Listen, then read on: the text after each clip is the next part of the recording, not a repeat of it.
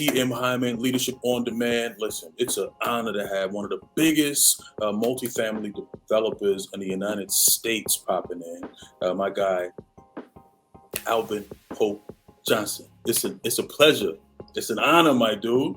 Yeah, it's all mine, baby. All Yeah, my man. pleasure. Hey, dude, I hear you all over Clubhouse. Um, you're like, listen, let me just look to correct. I don't want to call no incorrect numbers. 41,000 followers on Clubhouse, right? 41,000. And then when I checked you on Instagram, bro, I knew I was already following you, but Alvin, I had never looked at the numbers. 315,000. Bro, you got more followers than some platinum artists. Like, stop playing. Platinum recording artists. Like you could hit the stage and sell out a whole arena. Like, what the hell? Who the hell is Alvin Hope Johnson? Introduce yourself to the people, brother. Man, that's a really good question, man. Well, I'll tell you today, I see myself, Tim, as I'm a grandfather, I'm a father, brother, friend, all of those great things, man. I just believe that I'm a people developer, and I love to rock with good people. I love to help make people's dreams come true, and put people in a position to succeed. Yeah. And man, just as me and one of my friends are talking just a few minutes ago, we're going through this experience of wanting to become our best self, right? You hear that all the time. Yes, sir. And building a business that will be relevant 5 years from now, 10 years from now, 50 years from now. And wanting to do that with a culture of people um, that makes it easy. And my buddy Darren told me, he said, Alvin, man, I think I've been doing this all wrong. And I said, well, tell me about that.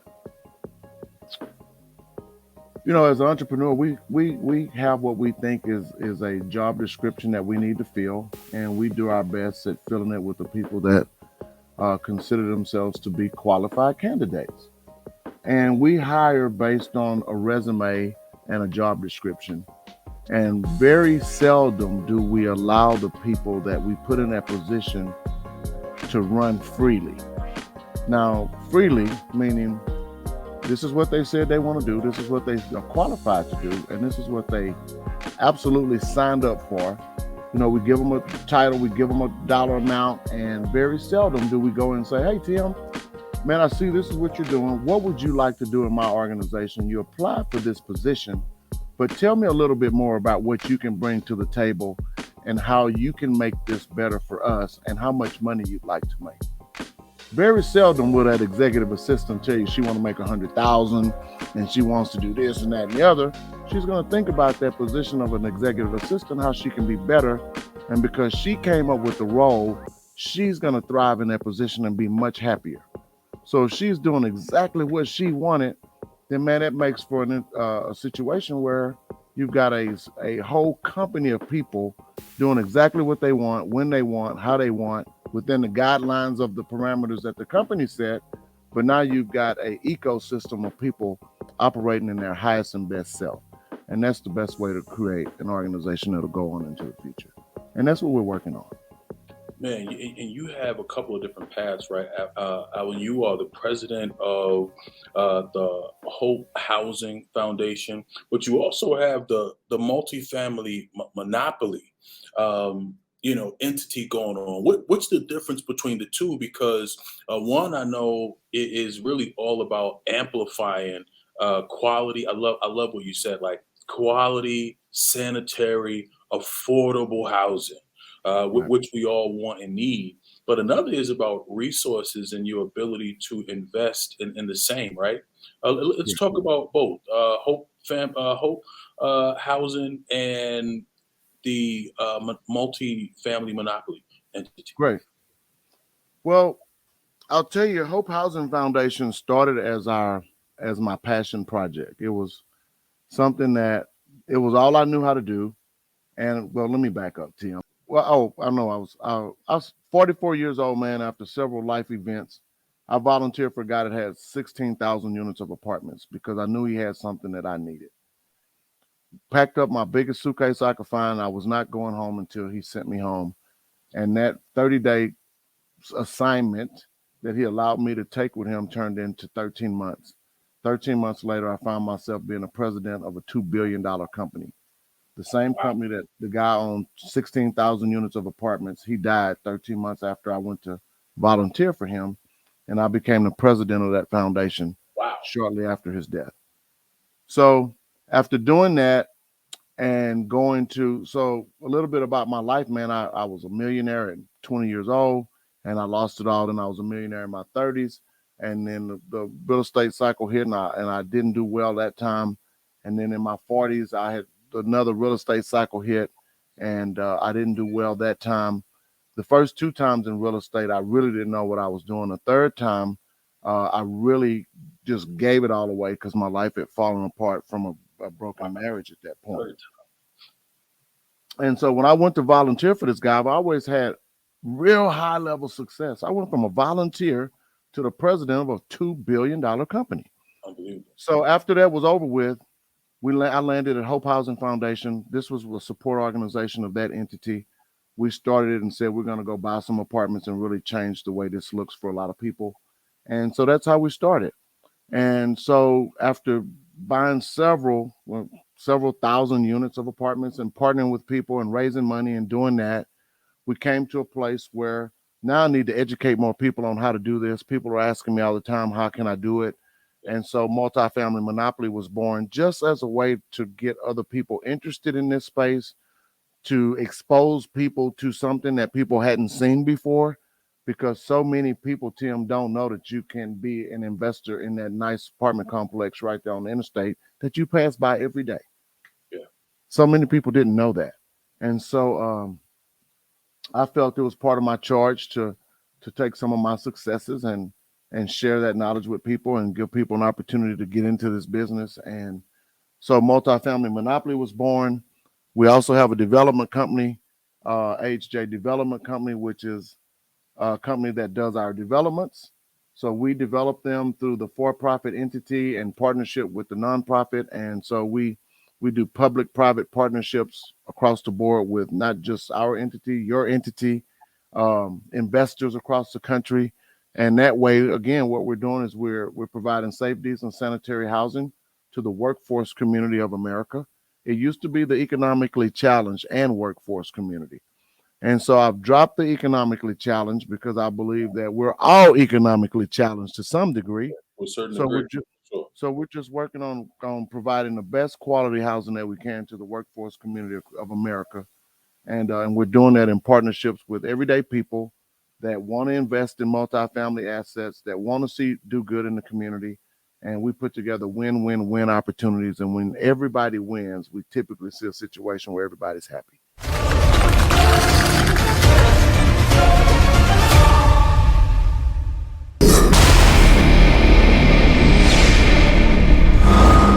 Heard you say you were a millionaire at 20.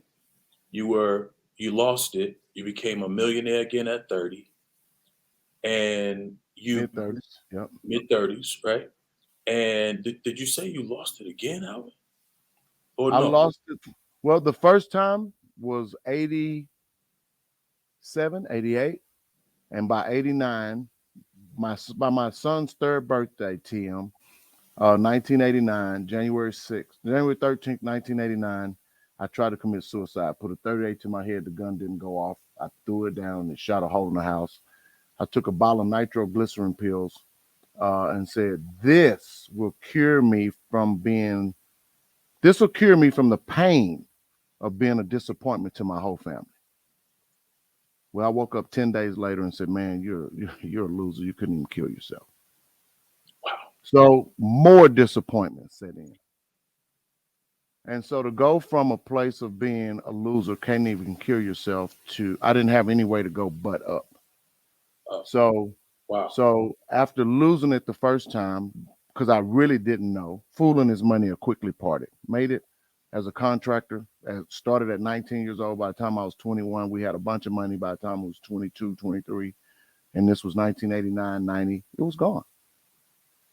And then in my mid 30s, I got back into the mortgage business. I got back into real estate, got into the mortgage business by 1996, 97, 98. Man, we were doing several $1 million of production per month in real estate. I had about 25 loan officers working for me. I had so much money rolling through my account. I didn't know how this would ever stop. This can't stop. Can't stop. Interest rates did a little something, and we Screeching. went from a pipeline of about 200 loans Yeah, to none yeah. overnight. Screeching hard. So did I lose it all? Well, no, I just spent it because when I quit making it, I had to live on what I had, right? And so this was 2007, 8. No, that's yeah, 99, 89, 90. And then 99, 2000. No, there was about 2000 and well, that was 2007 and 8. And then so that was that time. Oh my God, yeah.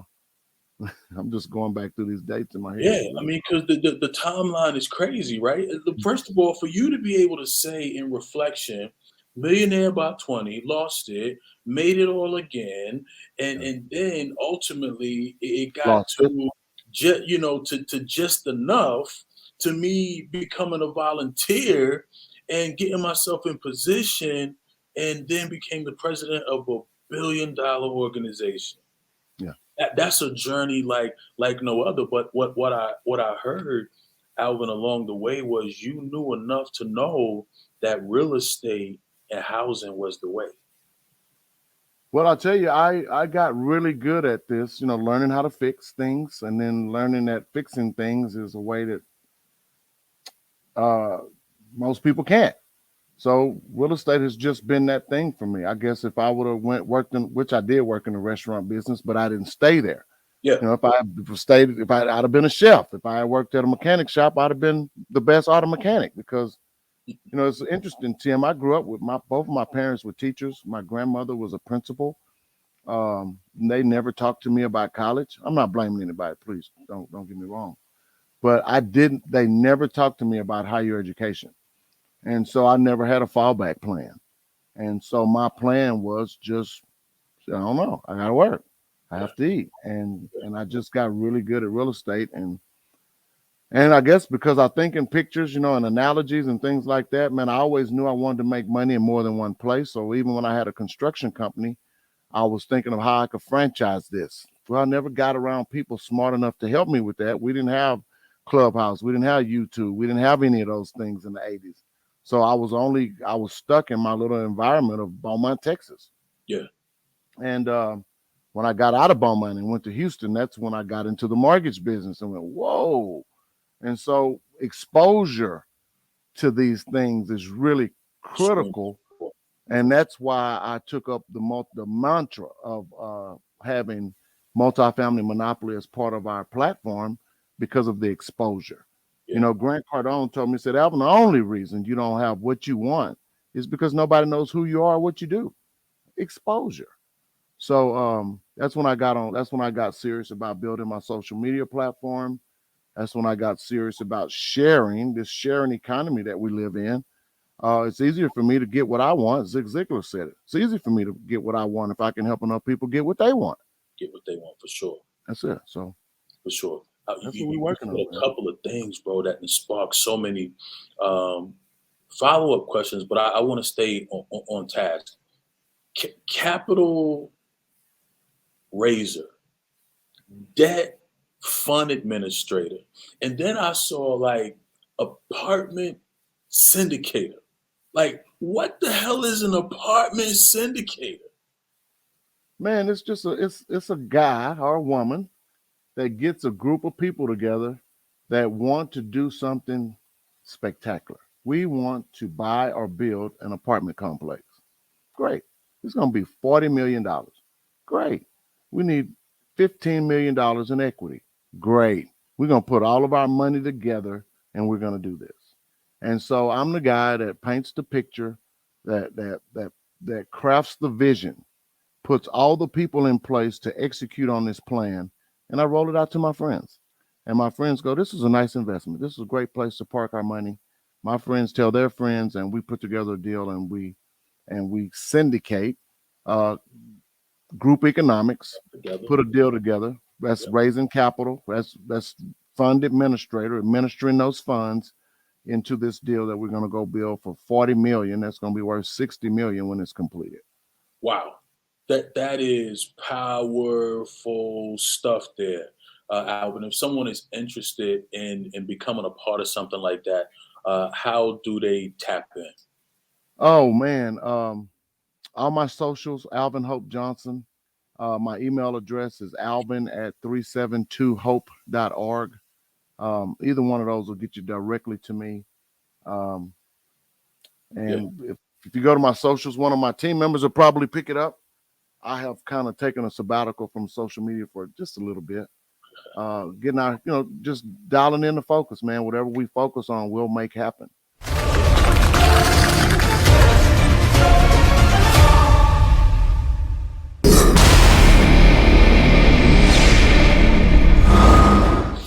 Alvin, what makes you get out of bed in the morning, bro? Like, well, you know what? Before you answer that, though, I can't just totally leap over to share about trying to commit suicide.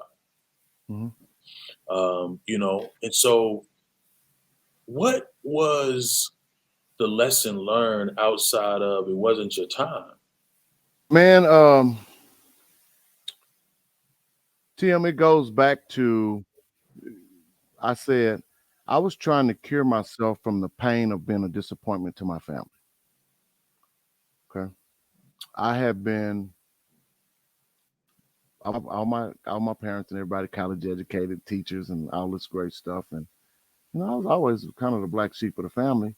I got in trouble at a teenager, could have went to prison. Fortunately, the judge gave me a shot, man. He said, "Man, something about you. I'm gonna give you an opportunity." Yeah. Gave me an opportunity. That was one disappointment. Then I grow up and go, man, my mom and dad, man, they so stupid, man. Look at all this money I got. Whoop, whoop, whoop. And then 2 years later, I'm broke. Another disappointment. Yeah. And I have been fearful for my whole life, man. So I'll just take you a little bit further down the rabbit hole. One of the things that I realized, I woke up when I was 38 years old and realized that I had been sexually assaulted when I was a 9-year-old boy. Wow. So, and then when you think about, or when I've been on a real exploratory journey trying to figure myself out for the last 6 months or so. I've done ayahuasca 2 or 3 times, and that's really helped me. Yeah. But I'll tell you that going down that hole and realizing that that had happened to me, and then going through my life path going, oh, I know why I never wanted to be seen. I never wanted to be heard.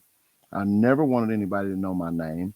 I never wanted to be any vocal point, was because I was able to tie that fear to the emotion that I felt the moment I walked out of the bathroom after being sexually assaulted. So now you've got a 50 something year old man that realized, man, well, at that point I was 38, but today I realized that after going through this ayahuasca experience that I've been living 47 years in fear, not wanting to be seen, not wanting to be heard, not wanting anybody to know anything about me. And that was because it was tied to that fear of being seen and heard and hurt as a 9-year-old boy. So when all of that is released and I can move beyond that now because of, first of all, so now you think about a, a 9-year-old boy that gets sexually assaulted, all the dreaming stops. All the becoming a kid, I want to grow up and be this, that stops, man. And so then from that, I watched my dad beat the shit out of my mom when I was 11 years old, and he left. So now I get molested at 9. My dad leaves me and my mama at 11, and then at 14, I'm in trouble with the police. Can go to prison for the rest of my fucking life, dealing with these clowns I was with, the shit they did, and I get a chance. And so all of this trauma stacked up. Yeah. And then I'm in high school and I meet this girl who genuinely loves me for what I knew as love. And she wants to go off to college. Well, that shit is feeding my abandonment issues that I already had. So I talked to her and they're not going nowhere. No. She's like, well, I'm not going to stay here unless you marry me. Okay, great. We're 17. We're going to get married. You're going to get married. So, because I didn't want to be alone, I was afraid to be alone. Yeah. I was afraid to let go of the first thing that made me feel like somebody cared about me for me.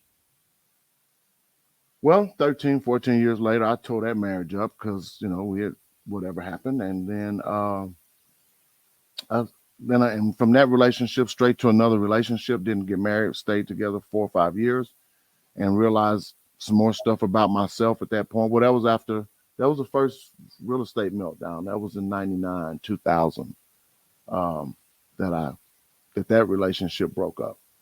And then, go a long time not married again, man. And then I wake up on my 38th birthday and realize that happened to me. And then literally 3 months later, I meet this chick, this girl, this lady, man. She was 10 years younger than me. Her last name was the same as my middle name. Her birthday was my birthday. We exactly 10 years apart. This got to be God. And we get Gotta married. be God. Got to be God. We get married 3 months after. Well, we get married 3 months, and then I meet her in January, and we date for 9 months, and we get married in November. 12 months after me realizing that I had just been sexually assaulted, right? Just waking up one day and going, damn, that shit happened to me. I never dealt with that. I never dealt with that trauma. So now I'm married. I bring this lady into some shit. She don't know where she's walking. I didn't even know where I'm at, Yeah. let alone bringing somebody else into that situation. So that didn't last, right? There were some other reasons it didn't last, not just simply because of what I went through. Understood. She had her own issues. And that's a major point that I brought up to one of my exes, talking about all of my entanglements and how we connected. And she said, Alvin, the only reason we connected, because you were here. And guess what? I was there too. So we got two broken people, two half peoples looking to try to be saved by another person. That didn't work either. Yeah. So I think you asked me about the suicide piece. It started because I really was trying. After losing all the money, it was my son's third birthday. I did not have $2 to go buy him a Hot Wheel car. You used to be able to probably buy one for them that much back then, and I ain't have it. And I figured they'd be better off without me. So if I'm not here, I don't have to worry about disappointing my mama anymore. I don't have to worry about disappointing my wife. And my son can grow up without being tied to a losing ass daddy. That's how I felt. And didn't work out like And that. you're far from that today, though. We Yeah, can hear it in all that you're saying and doing. I mean, come on, 20,000 apartment units in the next 5 years, right? Is the I believe goal we can hit that. a Yeah, thousand in 2023, yep. right? Um, for anyone who may be on the brink of that right now, right? On the brink of disappointment, on the brink of feeling like your treasures, the people who love you most, are better without you. What do you say to those people? Because clearly that's just stinking thinking, Alvin. Man, glad you asked. I'll tell you, there's Ed Mylett got a powerful book, The Power of One More. Brother at my left. I tell you, if you feel like that right now, and where I am, it's 1:30 in the afternoon. I'd say go home and go to bed and wake up tomorrow. Nobody can eat you. I don't care how bad it is. They can't eat you. And if you wake up tomorrow, it might still be just as bad, but it's another day. Another The day. power of one more day, man. One more day, one more phone call, one more something can change your Yeah. life. Don't do it today. Yeah. Just go to bed and give it one more day. And I promise you that one more day, if you keep going one more day, one more day, one more day, it'll get better.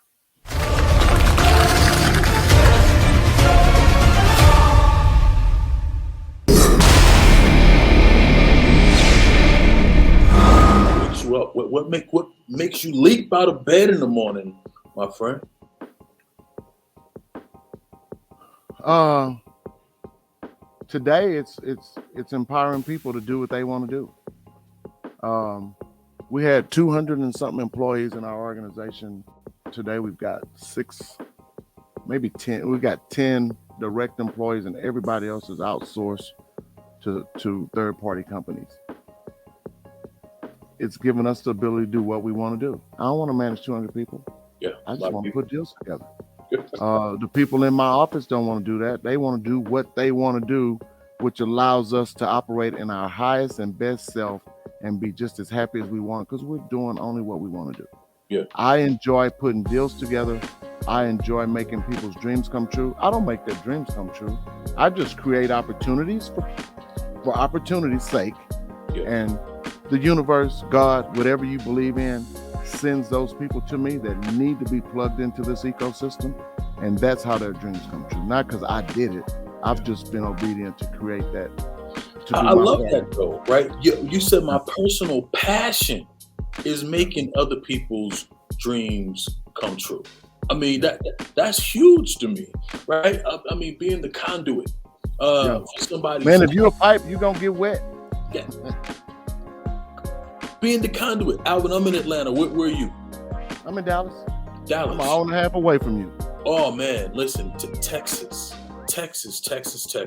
It's a whole lot going on in Texas. Between Houston and Dallas, it's like that's where we should be right now. When it comes to, man, y'all are leading the way out there when it comes to development and building, man. The biggest projects I hear about are coming like out of Texas right now with Byron and TJ and yourself, man. Like y'all leading the way. Yeah, and then we got our friend Brandon Rule up in Milwaukee. He's doing some stuff around Atlanta as well. And so it's changing, man. And it's only because of people that have given me access. Yeah. The guys that are giving Brandon access. And the guys that are giving him access are about my age. So it's a responsibility thing at this point. Yeah. I would be remiss if I didn't open the door to let somebody else in, to let somebody else see what it looks like behind the curtain. So our whole office is set up that way, man. People pull up here all the time. And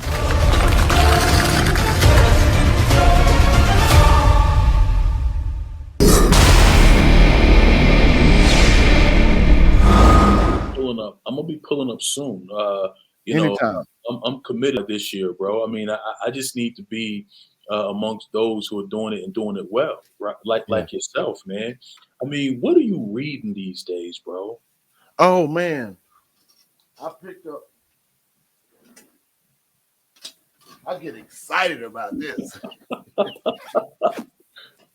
Multifamily monopoly in the building, baby. You know. This is what came in the mail yesterday. Remember, here now, be here now, be here, be nowhere now, be here.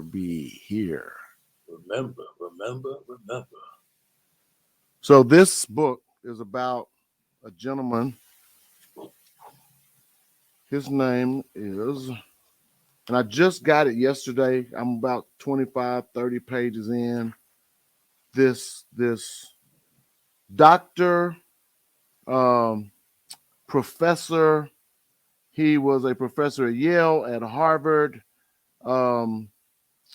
Stanford, all of those schools, man. This guy's name, I can't remember his name. Hang on, I can't even find it. He's the guy that wrote this book.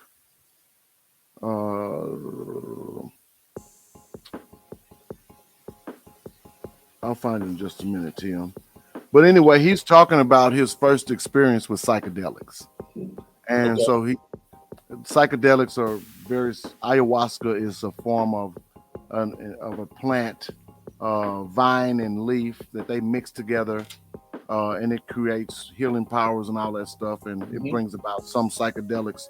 So this guy talks about his journey from being this professor at all these big known colleges that wouldn't even accept him as a student, but he got so smart that now he's a professor at all of those colleges, and how he went from all of that, living a life of prestige, all these accolades, having a nice house in Cambridge and a boat and his own airplane, and he flew and did all this stuff, feeling totally insignificant, empty with all the things and pleasures of the world, Right. to not being in frequency with what he believed was in tune with for him, Yeah. giving all that junk up and going on to find himself. And so I'm really excited about reading this book. It's gonna be it's already been mind blowing, and I'm enjoying it. So that's what I'm reading now.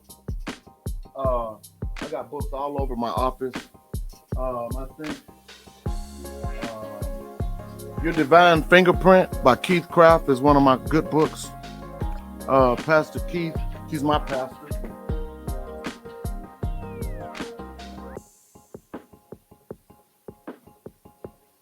Your Divine Fingerprint.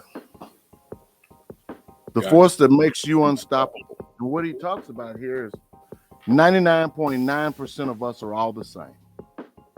The only thing that makes you unique is your 0.01%. Your 1%. That's your differentiator. And nobody has a fingerprint that you've had, and nobody else will ever have it. So therefore, nobody can leave an impression that you have the ability to leave if you do what God put you here to do. And so that's a really great book about that. So yeah, thanks for sharing. Yeah, that's it, What's man. the most adventurous thing you've done, Alvin? I mean, I would think that you have, again, you've been, in the money game for a long time. You've had resources for a long time. What's the most adventurous thing you've ever done? I've jumped out of airplanes. I've taken pilot's license.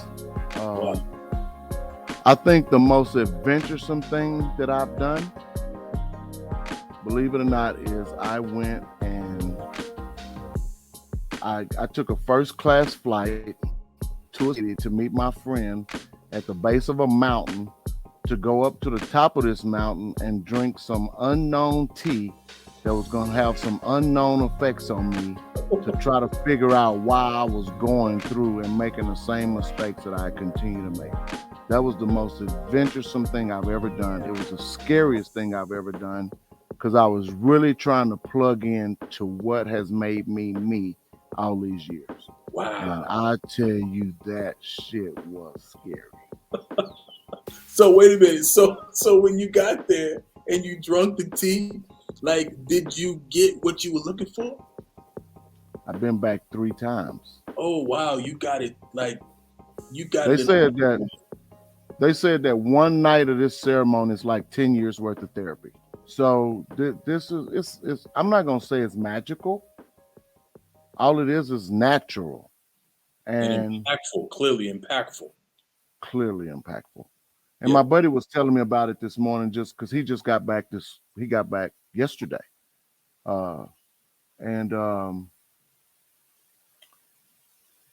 We all have a lesson to learn, and we all have a teacher that's going to teach us that lesson, whatever it is. I believe it. And we're going to get the lesson.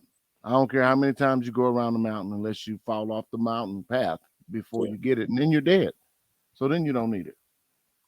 This tea has about either being the teacher or showing you the lesson instantly.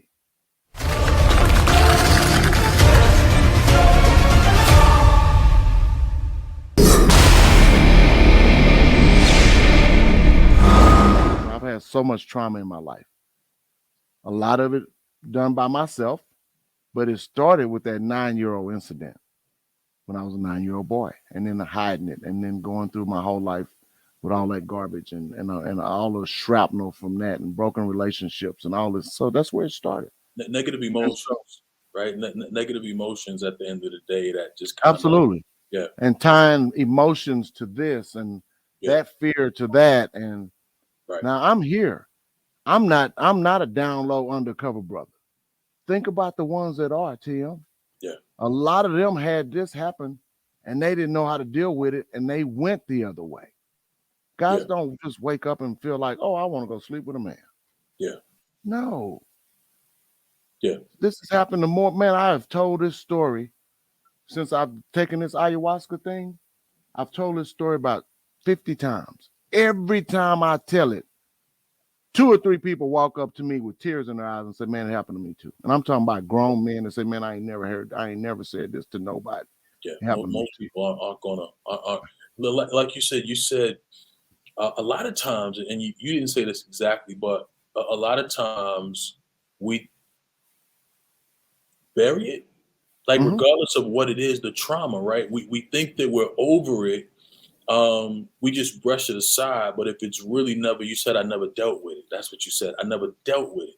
If we don't deal with it, we're never really over it, right? That loop is forever open. And I didn't know about dealing with it. If it Yeah, happened today, I don't know how I would know how to deal with it, right? But I right, never dealt with it. right. And surely 20 years ago, well, 40 years ago, nobody talked about that. Absolutely. Surely not in the black community. Yeah, And so, where does a 9-year-old boy take something like that? yeah, yeah. Takes No, it to the no, grave. nowhere. Take it to the grave. No, nowhere. What I appreciate is you've been up, you've been down. You are currently up. You're helping others to be up, but you always bring it back, bro, to being very humanistic. You bring it back to life, and you call out the relationships. You know what I respect about you is you called out like, listen, like I've just gotten to a point where I'm getting it right. It took a long time for me to get it right. I mean, you're a 2-time TEDx speaker, brother. Like, what haven't you accomplished? Like, what haven't you accomplished that you still want to accomplish? And I know you got 20,000 units in the next 5 years, but like outside of housing and real estate, like what are you trying to accomplish? What else is there for Alvin? I'm figuring it out. I'm I'm Yeah, I'm doing what I love to do right now. You know, it's not about a destination, it's a journey. I love what Dion said. He said, "Man, my calling is based on a destination, not location." And so my calling, I know I'm doing what God put me here to do right now for this season of my life. The only way I've been able to get back up after all the failures and all the knockdowns is because of my faith and because I believe that there's always another day, there's another tomorrow. I believe God put me here to do something great. I believe that it didn't happen to me, it happened for me. yes, sir. And all of these things have been mindsets that I've had to tell myself over the years, right? Um, and now what's next for me, man, just keep doing it. I just want to keep showing up. I'm gonna keep doing it. I'm ready to buy me an airplane. I'm ready to get my helicopter and fly around Dallas and look at our developments from the air. Oh I'm my ready to show people that we can do that kind of stuff right here in Dallas. Yes, sir. And Yes, sir. Hey, so that's the kind of motivation we need in our life right now. right, that's it. I just want to be that guy that say, man, we talked about it. We heard him talk about it, Yeah, and he absolutely. showed us how he did it. Absolutely. He Um, said right here, inside Leadership on Demand, he was going out and get that helicopter. Alvin, I'm coming to Dallas so I can go up high in the sky and look down on the city with you, my guy. Man, I've had this helicopter in my office since 2000. Hey, that's manifestation right there. And I always knew that it's not about the toy. Yes, sir. It's about creating a need. So I knew that God would always create a need for me to have a helicopter, create a need for me to have an airplane. And because there's a need, he will fill it. And if there's a need, then that means I'm creating a lot of commerce. I'm doing great business and I'm doing everything that he's wanted me to do to have this helicopter. So we're going to have one of these this year, 2023. And we ain't going Yes, to have sir. this one in 2024. This is Gulfstream 650 ER. Hey, This is the one Grant got. hey. But this is my motivation. That's And what one day, that's big motivation right there, baby. That's okay, big motivation right there. I think this year, really 2023, I think we'll have a need for a smaller plane because we got projects going up in Green Bay, Houston, and Dallas.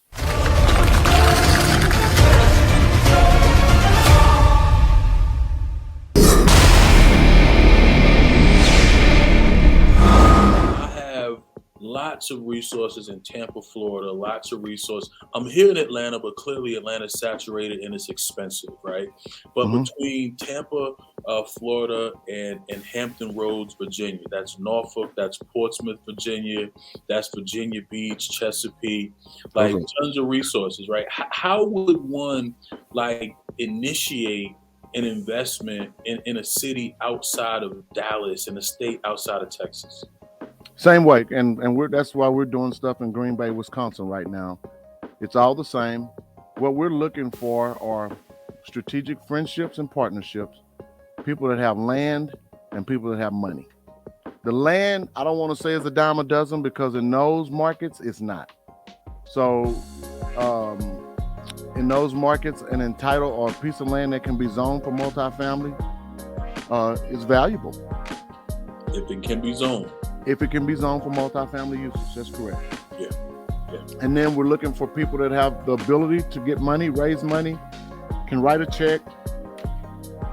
I used to think I wanted one partner that could write a $2, $3, $4, $500 million check because there's a guy out there that loves what we're doing. They just hadn't heard about it, or they want to see a little bit more before they give us that kind of money. But we're making that kind of traction with people along the way. So we'll get a $5 million investment from a person. A lot of $50,000, $100,000, $200,000, $500,000 investments in deals like that. So if you've got a network of friends that have cash, or you have the ability to raise it, any kind of platform, or if you've got land, Yeah. we can just put it together. And that's literally, we back our way into deals. We sit down and make sure that the market is friendly for what is there, and then we see what's needed there, and we can craft and walk our way backwards into a number that we can, a situation that can be built.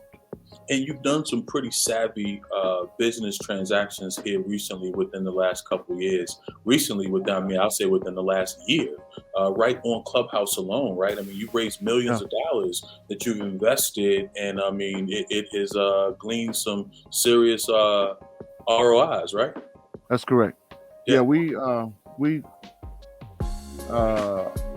last year about this time, well, it was last November. We closed up around a $5 million, and we closed on a deal that we're going to put 400 units of housing in Princeton, Texas. So that's right outside of McKinney where I am, and we've done several other deals off of Clubhouse as well. And we're doing, it's all up front, all out in the open, nothing hidden, everything disclosed. We're doing You're everything. very transparent, bro. You're very Yeah. transparent. And again, if you are not familiar, tap in multifamily monopoly, right? And Hope Housing Foundation, my guy, multifamily developer, Alvin Hope Johnson. Alvin, leadership is extremely important, bro. Like, to me, this is leadership on demand. I created this space because I think we are leadership deficient in a major way in the United States, and I think globally. Like how important is the future of leadership from your perspective? Well, man, I'll tell you, as the head goes, so does the body. Facts. And so if we've got substandard leadership, we're going to have a substandard body. That's our country, that's our households, that's our businesses, that's our families. So leadership is by far probably not talked about enough. Or effective leadership, I'll say that. Effective So leadership. yeah, it's very, very, it's very important, Tim. And when I say effective, that's subjective to the culture, subjective to where you are, subjective to the environment. Yeah. Because, man, I heard a very interesting thing the other day. The definition of insanity. Most people think it's doing the same thing over and over and over again, expecting a different result. That's what we've heard, right? Well, think about this. The definition of insanity is doing the exact same thing over and over and over again and expecting the same result. Think about the guy that was in business in 2019 that tried to run his business the same way in 2020 during COVID. Probably didn't make it. Did not. Think about the guy that said, oh man, this COVID deal was great. It was a blessing for me. We're going to go. And 2020, he made a bunch of money. 2021, he probably didn't do so well. And by now, he's probably out of business. Out of business. What works in COVID is not working today. the things that made me successful, they say that the biggest impediment to one's success is our last success, because we think that the next success is supposed to look like the last success. How many teams have repeated a Super Bowl win? Not very many, because the last thing that got them there is not going to be the next thing that gets them there. So doing the same thing over and over and over again, expecting the exact same result, is the new definition of insanity. And I think that's a great place to stop and leave it, my guy. Don't be insane. Don't be insane. Right. Do it differently. Don't expect the same thing. Alvin Hope Johnson, president of Hope Housing and Multi-Family Monopoly. Bro, I can't wait to come fly in the helicopter with you, my guy. Come on, man. I'm telling you, it's going down by end of first quarter. Probably maybe the end of second quarter, man. Going into the summer, we probably had that bird around here. Hey, listen, I'm congratulate you in advance, man, because I know, listen, what you think about, you bring about, and that's how we talking right now. Listen, man, much success 2023. I'm right on your coattail. I'm right on your coattail as I'm trying to build my real estate portfolio, right? This year and for years to come. Appreciate you, man. Well, we plugged in now, so let's just walk it out together, Tim. Let's walk it out. Appreciate you, my guy. Thanks, man.